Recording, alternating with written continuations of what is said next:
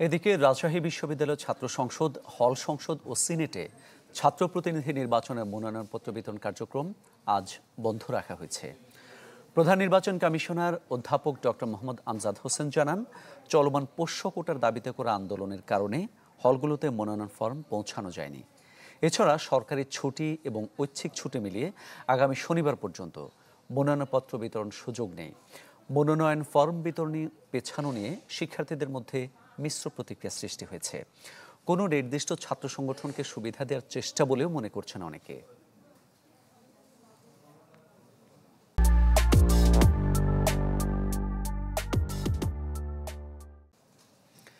এ বিষয়ে আরো খবর জানাবো। রাজশাহী থেকে আমাদের সঙ্গে যুক্ত হচ্ছেন সহকর্মী আবরার শাইর।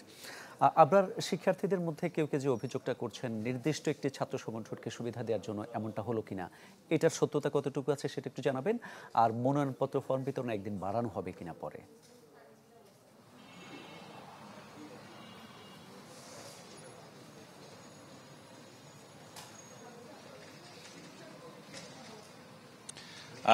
আপনাদেরকে একটি কথা নিশ্চিত করতে চাই যে আসলে মনোনয়নপত্র ফর্ম বিতরণের যে তারিখ সেটি আসলে 23 তারিখ পর্যন্ত ছিল, কিন্তু আজ থেকে শুরু হবার কথা থাকলেও আগামী শনিবার পর্যন্ত এই ফর্ম বিতরণ আর কোনোভাবেই হচ্ছে না বলে নিশ্চিত করা হয়েছে। ফলে পুরো ফর্ম বিতরণ প্রক্রিয়াটাই কিন্তু নতুন করে শুরু করতে হবে, সেটি রোববার হোক বা সোমবার হোক।